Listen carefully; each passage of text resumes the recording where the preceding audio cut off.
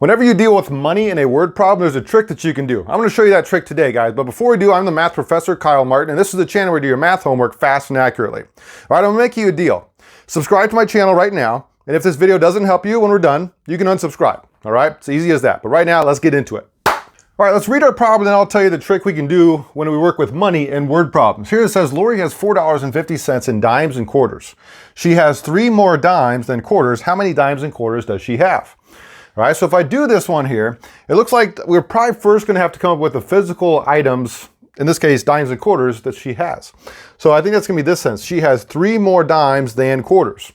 All right, what I can do with that is say that D equals Q plus 3. All right, 3 more dimes than quarters means that if I have all my quarters, I have to add 3 to get to the amount of dimes to make those things equal.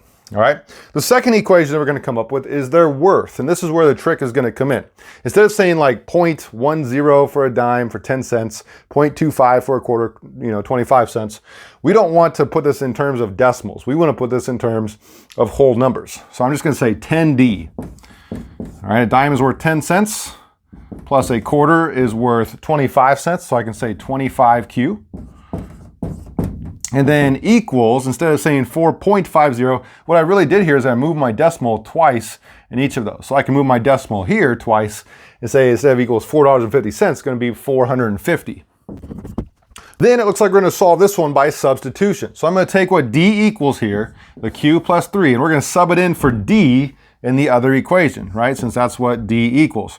I can replace this D with Q plus 3. So now 10 times Q plus 3 plus 25, right, at the rest of this equation, plus 25Q equals 450. And it's just a matter of solving for Q. All right, I'll do that really quick for you.